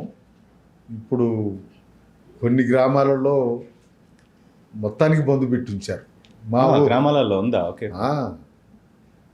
ఇప్పుడు కూడా ఆ బంధు అనేటువంటిది గ్రామాలలో తయారు చేయటం అనేటువంటిది బంద్ అయింది. ఇప్పుడు వీటిని ఏమంటారు, బ్రాండ్ షాపులు, బెల్ట్ షాపుల పేరుతోటి అన్ని గ్రామాలలో ఉన్నాయి, నడుస్తుంది. దాన్ని ఎంతసేపు ఆప్ చేయలేనటువంటి పరిస్థితి. ప్రజల్ని ఆ రకంగా తయారు చేశారు పాలకులు చేసినటువంటి ప్రయత్నం అది. పై పాలకుల ఆ, నిర్దిష్టంగా ఉంటే పాలకులు దానివల్ల నష్టం అనేటువంటి దాన్ని ప్రజలకు చెప్పగలిగితే బ్రేక్ అవుద్ది. అది బ్రేక్ అయితే ప్రజలకి మంచి జరుగుద్ది తప్ప చెడు జరగదు. కానీ ఇలా ప్రజల్ని మోసం చేయటంలో దగా చేయటంలో ఉపయోగించుకోవటానికి దాన్ని చేస్తున్నారు. అన్ని విషయాల్లో దాంట్లో ముంచుతున్నారు జనాన్ని. కార్మికుడు మునుగుతున్నాడు, వ్యవసాయం చేసే రైతు మునుగుతున్నాడు, రోజు కూలి చేసుకొని బతికేటోడు దాంట్లో మునుగుతున్నాడు. అది లేకుండా చేయటానికి ఒకసారి ఎప్పుడో ప్రకాశం పంతులు గారు ముఖ్యమంత్రిగా ఉండి దాన్ని నిషేధం చేస్తే ఆయన గవర్నమెంట్ పడిపోయింది. అంత పవర్ఫుల్ అది గవర్నమెంట్ పడిపోయిందట. అట్లా నిజంగా ఇప్పుడు అది లేకపోతే లేదు అనే పద్ధతుల్లో ఉంటే ఇవాళ ప్రతి గవర్నమెంట్ ఏ రాష్ట్రంలో కానీ అది లేకపోతే ఇప్పుడు ప్రజలు దాన్ని తాగకపోతే బతకలేము అనే పద్ధతుల్లో ప్రజలు తయారైతే, అది లేకపోతే ఆదాయం లేదనే పద్ధతిలో పాలకులు తయారయ్యారు. సరే, ఇంకొకటి అప్పుడు నాయకులకు కానీ డబ్బులున్న వాళ్ళకి కానీ లేకపోతే ఎవరన్నా భూస్వాములకు కానీ లెటర్స్ వచ్చాయి అన్నల దగ్గర నుంచి, నువ్వు ఇట్లా చేయొద్దు అని. మీకేమన్నా అట్లా లెటర్స్ కానీ లేకపోతే మంచి పని చేసినందుకు మెచ్చుకునడం కానీ ఏమైనా జరిగిందా సార్ మీది? నన్ను మెచ్చుకోవడం జరిగినాయి కానీ అటువంటి లెటర్లు రావడానికి నా దగ్గర ఏం లేదు కదా. అదే సమయంలో నేను కోవకు చెందిన వాడిని కదా. ఆ ప్రజల కోసం పనిచేస్తున్నటువంటి టైంలో నా దగ్గర ఉన్నది లేదు, నాకెవరైనా ఇంకా వేరే వాళ్ళు లెటర్లు పెట్టాల్సిన అవసరం లేదు. మీ సైడ్ పాజిటివ్గా ఉంటుంది మొత్తం. పాజిటివ్. సో ఇప్పుడు రీసెంట్గా హిడ్మాది ఎన్కౌంటర్ జరిగింది సార్, దానిపైన మీ స్పందన? ఇలా నక్సలైట్లని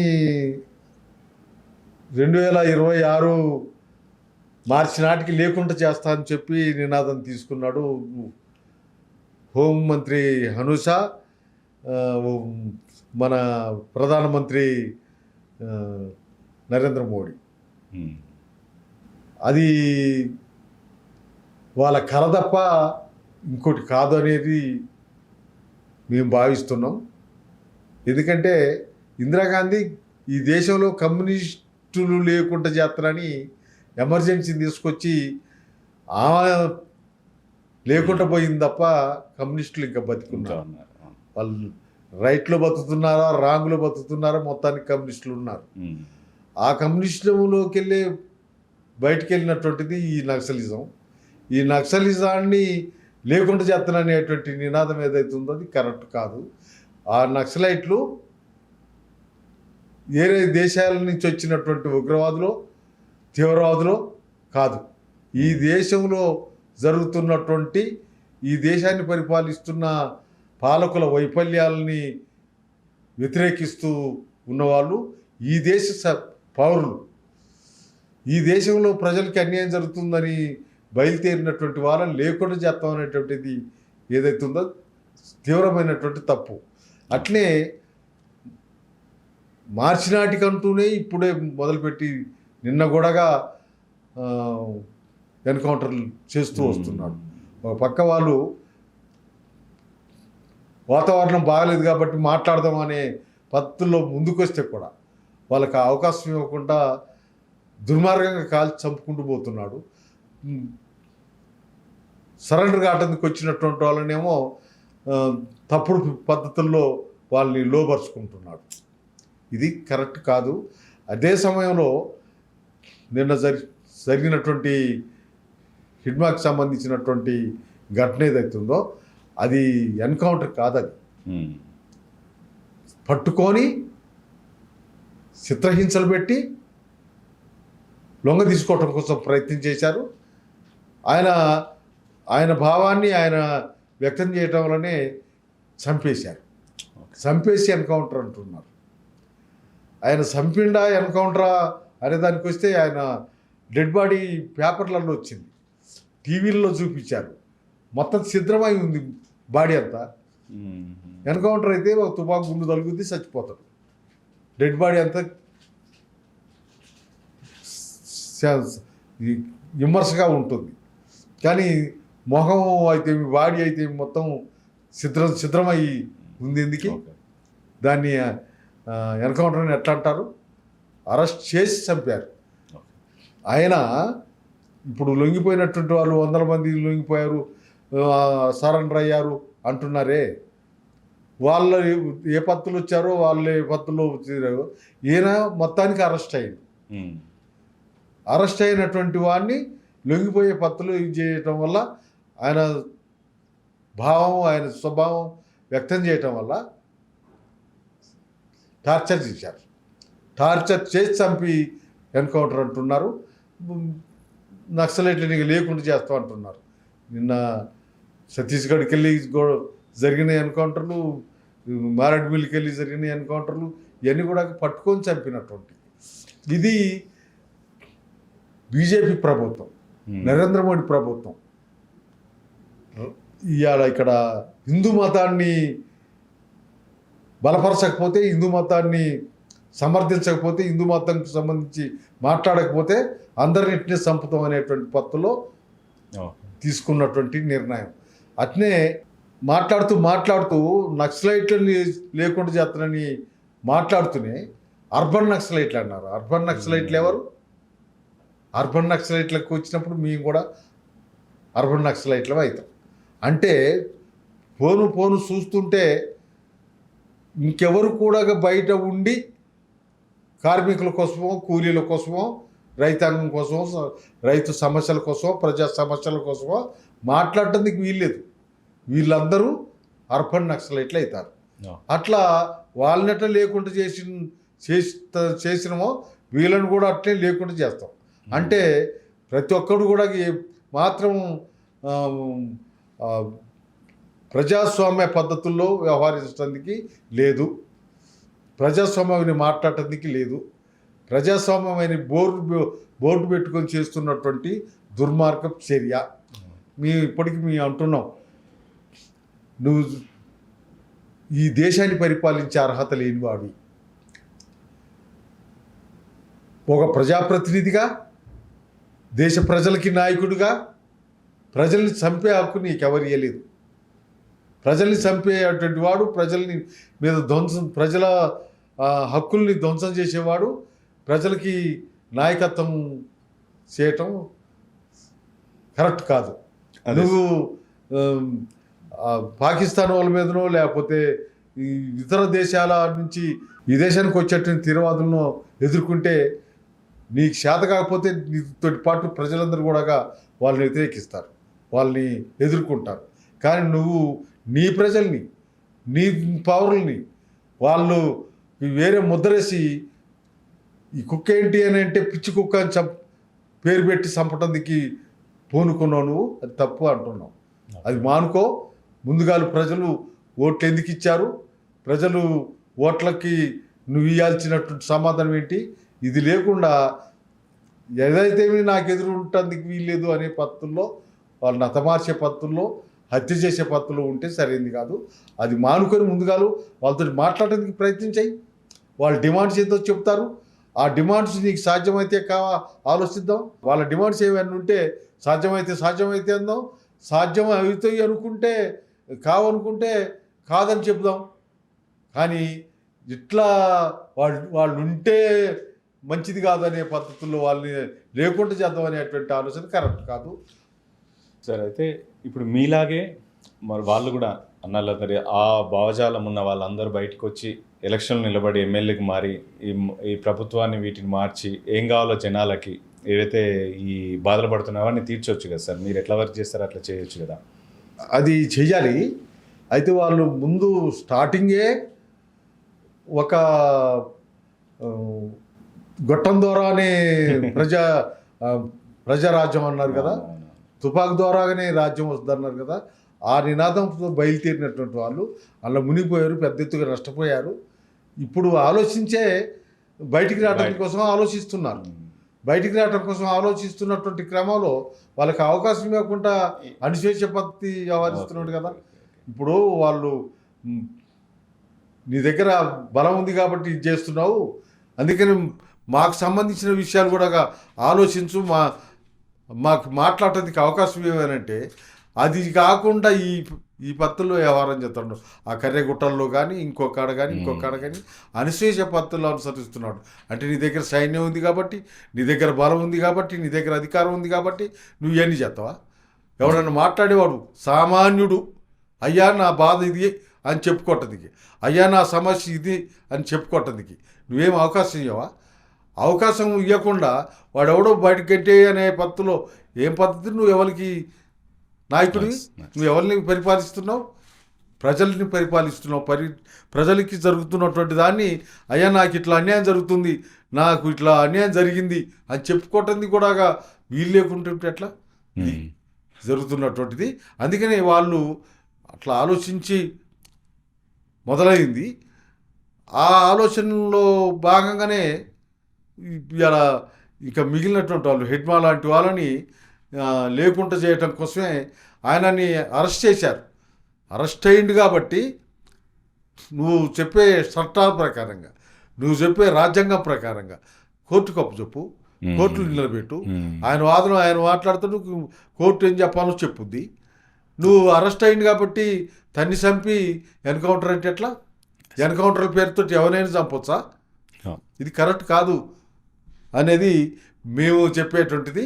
నువ్వు వాళ్ళతోటే కాదు మిగిలినటువంటి వాళ్ళందరినీ కూడా అర్బన్ నక్సలైట్ అనే పేరుతో చనిపోయటానికి, మాట్లాడే వాళ్ళు లేకుండా చేయటానికి చేస్తున్న దుర్మార్గపు చర్య. ఈ చర్య 2 రోజులు కొనసాగదు అనేటువంటిది మేము చెప్తున్నాం.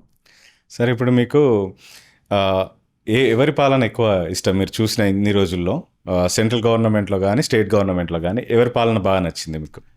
పరిపాలన విషయానికి వచ్చినప్పుడు, పరిపాలన సంగతులు అనే విషయానికి వస్తే మేము అన్నిట్లో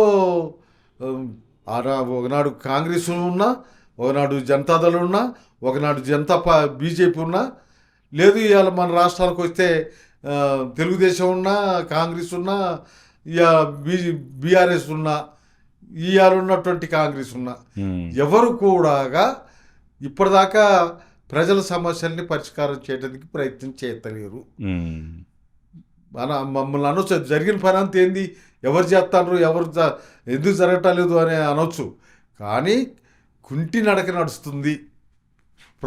ఏ పార్టీ కానీ, ఏ రాజకీయ పార్టీ కానీ అధికారంలోకి వచ్చి వాళ్ళు చెప్పిన మాటలన్నింటినీ సక్రమంగా అమలు చేయటం లేదు. ఇవన్నీ కూడా నిజంగానే ఇప్పుడు బీఆర్ఎస్ వాళ్ళు అంటున్నారు, కేటీఆర్ కానీ హరీష్ రావు గారు కానీ మోసం చేశారు, ప్రజల్ని మోసం చేశారు అంటున్నారు. అట్లా వాళ్ళు మోసం చేశారు, వీళ్ళు మోసం చేశారు. ఎప్పుడు ఈ మోసపూరితమైనటువంటి విధానం కొనసాగుతూనే ఉంది. అందుకనే అడిగేవాడు ఉండాల్సిందే, ఆందోళన చేసేవాడు ఉండాల్సిందే. ఆ రకమైనటువంటి పద్ధతులు ఎప్పుడో ఒకప్పుడు ప్రజలందరూ ఇటువంటి వాళ్ళకి ఇదే పద్ధతుల్లో బుద్ధి చెప్తారనేటువంటిది మేము నమ్ముతున్నాం. ఓకే సార్, మరి సీనియర్ నాయకులు ఇద్దరు ఉన్నారు, ఎన్టీఆర్ ఉన్నారు, మన వైఎస్ రాజశేఖర రెడ్డి గారు ఉన్నారు. వీళ్ళిద్దరిలో మీరు పర్సనల్గా మీకు ఎవరు ఇష్టం? ఎప్పుడన్నా మేము రిప్రజెంట్ చేయటం కోసం పోతే మాట్లాడటానికి అవకాశం ఇచ్చేవాడు, కలవటానికి అవకాశం ఇచ్చేవాడు, కలిసి మాట్లాడేవాడు. చేసిండా లేదా, ఏం ఒరిగింది అనేది అనుకుంటే ఒరిగింది యాడేసిన వంగడ ఆడనే, ఆ రకంగానే ఉండేది. ఏదైతే మొత్తానికి మేము మా కాన్స్టిట్యున్సీలో, మా జిల్లాలో, మా పరిధిలో పనిచేసుకోవటానికి కావాల్సినటువంటి పద్ధతుల్లో అక్కడ పనిచేసేటువంటి అధికారులతో మాత్రం మేము పనిచేయించుకున్నాం. ఈ అధికారులుగా, మంత్రులుగా, పాలకులుగా చూసినప్పుడు ఎంతో కొంత ఉపయోగపడటానికి కారణం అక్కడ పనిచేసేటువంటి అధికారులు. వీళ్ళ దగ్గర నుంచి మొత్తానికి చేస్తా చూస్తా అనే మాట మాత్రమే అనిపించుకునేవాళ్ళం. సార్ మాకు ఇది కావాలని పోతే, సార్ మాకు ఈ సమస్య ఉందని పోతే, మంచిది చూద్దాం చేద్దాం, ఈ తంతుతోటి ఈ పద్ధతుల్లో వ్యవహరించేవాళ్ళు ఎన్టీఆర్ కానీ రాజశేఖర రెడ్డి కానీ. ఎన్టీఆర్ నన్ను ఎప్పుడు కూడా అసెంబ్లీలో కానీ, ఎప్పుడన్నా సెక్రటేరియట్కి పోయి కలవాలనుకుంటే అక్కడ కానీ నేను కార్డు పంపించగానే చూసేవాడు, పంపించమని చెప్పి తీసుకొచ్చేవాడు. బ్రదర్ బాగున్నావా అని సంబోధించేవాడు. రిసీవింగ్ బాగా చేసుకున్నారు. రాజశేఖర రెడ్డి ఆయన అసెంబ్లీలో ఉన్న, సెక్రటేరియట్లో ఉన్న నన్ను ఒక ప్రత్యేకమైనటువంటి పద్ధతిలో చూసేవాడు. సెక్రటేరియట్లో ఆయన ఛాంబర్లో ఉంటే మేము వచ్చిన వాడిని కార్డు పంపిస్తే ఆయన మొత్తకాడికి వచ్చి తలుపు తీసి తీసుకుపోయేవాడు లోపల. Nice nice nice. ఇట్లా ఎవరు లేరు. చంద్రబాబు నాయుడు కూడా అంత సనువుగా ఉండేవాడు కాదు. చెన్నారెడ్డి, నెదురుమిల్లి జనార్దన్ రెడ్డి వీళ్ళ గవర్నమెంట్లో కూడా నేను ఉన్నవి. అంటే వీళ్ళందరూ 6 నెలలకు ఒకరు మారి 5 times ఎమ్మెల్యే అంటే మీరు చాలా చేశారు. ఇప్పుడు కేసీఆర్ అసలు ఆయన ముఖ్యమంత్రి, ఆయన అరెస్ట్ అయితే కరీంనగర్లో అరెస్ట్ చేసి ఖమ్మం దాకా తీసుకొద్దంటే ఎవడు అడ్డం పోయినోడు లేడు. మేము ఆడ అడ్డం తగిలాం. ఆయన్ని రాజమండ్రి జైలుకి తీసుకోకుండా వెనక్కి తిప్పి హైదరాబాద్ పంపించాం. అయినా ఆయన ముఖ్యమంత్రి అయిన తర్వాత మేము కనపడలేదు, మేము ఉన్నాం అనేటువంటి సోయి స్వభావం కూడా లేదు. మీలాంటి ప్రజానాయకులు చాలా ఉంటే ఇప్పటికీ దేశ స్వభావం కానీ రాష్ట్ర స్వభావం కానీ ప్రజలకు ఏవైతే కావాలో అభివృద్ధి ఫలాలన్నీ అందేయి. చాలా అభివృద్ధి చూసేవాళ్ళం. ఇప్పుడు ఇంకా ఇంకా ఇంకా ఒక 20 years హెడ్ ఉండేవాళ్ళం మేము. సో ఇప్పుడు అలాంటి నాయకులు, మీలాంటి నాయకుల్ని చూడగలుగుతాము మళ్ళీ? మీరేమంటారు సార్? చూడగలుగుతామని నేనట్టు చెప్పగలను. కొంతమంది ఉన్నారు నిజాయితీగా వర్క్ చేసేవాళ్ళు. నా అభిప్రాయం అయితే అలాంటి నాయకులు ఉంటే దేశం ఇంకొక 20 years ముందు ఉండేదేమో, జనాలకు ఇంకా అభివృద్ధి ఫలాలు అందేయేమో, ఇంకా ఊర్లలో బాధలు పోయేవేమో అని అనుకుంటున్నాను సార్ నేను. ఇప్పుడు ఉన్నటువంటి వాళ్ళు అటువంటి ఆలోచనలతోటి, అటువంటి స్వభావంతో లేరు అనేటువంటిది కనపడుతుంది. నేను అనేటువంటి దానికైతే నా గురించి నేను చెప్పుకోవటం కాకుండా, నేను ప్రజలందరికీ లేదు రాబోయే తరానికి నేను ఇచ్చేటువంటి సందేశం ఏంటంటే, వ్యవస్థలో మార్పు రాకుండా న్యాయం జరగదు. ఇక్కడ ఈ వ్యవస్థలో న్యాయం జరగాలి అంటే ఇప్పుడున్నటువంటి యువతరం అంతా కూడా జాగ్రత్తగా ఉండాల్సిన అవసరం ఉంది, జాగ్రత్తగా ఆలోచించాల్సిన అవసరం ఉంది. ఎటువంటి పక్కదారులు చూడకుండా పక్క సైడ్కి పోకుండా మనుషులుగా ఆలోచించాల్సినటువంటి అవసరం ఉంది. అట్లా అందరూ ఆలోచించాలని చెప్పి మేము కోరుతున్నాం, డిమాండ్ చేస్తున్నాం. అందరికి ఇచ్చేటువంటిది ఇది.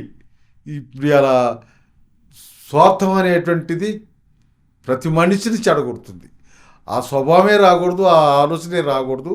ఆ స్వభావం ఉన్నటువంటి వ్యక్తి దేశానికి, వ్యవస్థల మార్పుకి తోడ్పడ్డు. ఈ వ్యవస్థలో మార్పు తీసుకురావాలి. ఆ మార్పు తీసుకురావడానికి ప్రయత్నం చేయాల్సినటువంటి యంత్రాంగం తయారు కావాలి. అట్లా ఇవాళ ప్రభుత్వాలు ఉన్నాయి, పాలకులు ఉన్నారు. ఈ పాలకులు ఏం చేస్తున్నారు, ఈ ప్రభుత్వాలు ఏం చేస్తున్నాయి అనే దానికి వస్తే ఎంతసేపు వ్యక్తిగతమైనటువంటి ప్రయోజనం చూసుకుంటున్నారు తప్ప దేశం ఏంది, దేశంలో ప్రజలేంది, ఆ ప్రజల ప్రయోజనాలు ఏంటి, ప్రజల అవసరాలు ఏంటి అనేది చూస్తలేరు. ఇది లేకుండా, ఈ ఆలోచన లేకుండా, ఈ అటువంటి స్వభావం లేకుండా వ్యవస్థలో మార్పు రాదు. మేము మా ప్రయత్నం అంతా కూడా ఇప్పుడు కానీ ఎప్పుడు కానీ ఈ వ్యవస్థలో మార్పు తీసుకురావటం కోసం ప్రయత్నించాలి. ఆ మార్పు ఎప్పుడు జరుగుద్ది, ఎవరు తీసుకొస్తారని దానికొస్తే ఒక తరం పోయితే పోవచ్చు, కానీ వచ్చే తరం అన్న దానికోసం ప్రయత్నించాలి. అది కంటిన్యూ కావాలి. ఆ రకమైనటువంటి పద్ధతిలో వ్యవస్థలో మార్పు వస్తే తప్ప ప్రజలకి న్యాయం జరగదు, ప్రజలు కోరుకున్నది జరగదు అనేటువంటిది మేము భావిస్తున్నాం. మా ఆశ, మా ఆలోచన. Thank you so much sir. ఇప్పుడు మీలాంటి వాళ్ళని పోడ్కాస్ట్ చేయడం, ఇంటర్వ్యూ చేయడం కూడా నాకు కూడా చాలా సంతోషంగా ఉంది. 5 times ఎమ్మెల్యే అయినా కూడా ఇంకా ఇంతే సింపుల్గా అదే సైకిల్, అదే ఈఎంఐ కడుతున్న కార్లో మీరు తిరుగుతూ ప్రజా సమస్యల మీద ఇంకా పోరాడుతున్నారు. Thank you so much. మిమ్మల్ని ఇంటర్వ్యూ చేయడం కూడా నాకు చాలా సంతోషంగా ఉంది. మీలాంటి వాళ్ళకి నిజంగా సెల్యూట్ చేయాలి sir. Thank you so much sir. So friends, ఒకవేళ ఈ పోడ్కాస్ట్ మీకు నచ్చినట్లయితే లైక్ చేయండి. అలాగే సబ్స్క్రైబ్ చేయడం మర్చిపోకండి. మీ సబ్స్క్రైబ్ మమ్మల్ని ఎంకరేజ్ చేస్తుంది, మా టీంని ఎంకరేజ్ చేస్తుంది. ఈ ప్రతి ఒక్క పోడ్కాస్ట్ వెనకాల మా టీం, నా యొక్క కష్టం చాలా ఉంది. ఒక గెస్ట్ని తీసుకొచ్చి కూర్చోబెట్టి పోడ్కాస్ట్ చేయాలంటే అంత చిన్న విషయం కాదు. సో మీరు చేయాల్సింది మమ్మల్ని ఎంకరేజ్ చేయడానికి సబ్స్క్రైబ్ చేసుకోండి, ప్లస్ బెల్ ఐకాన్ నొక్కండి. ఒక లైక్తో మీ లైక్ని మాకు తెలియజేయండి. సో దట్ మేము ఇంకా ఎంకరేజింగ్గా కొత్త కొత్త గెస్ట్లను తీసుకొచ్చి మీకు ఇన్ఫర్మేషన్ ఎప్పుడు ఇస్తూనే ఉంటాం, ఎంటర్టైన్ చేస్తూనే ఉంటాం, హెల్త్ రిలేటెడ్ టాపిక్స్ ఇస్తూనే ఉంటాం, అలాగే బిజినెస్ రిలేటెడ్ టాపిక్ ఇస్తూనే ఉంటాం. Thank you so much for watching.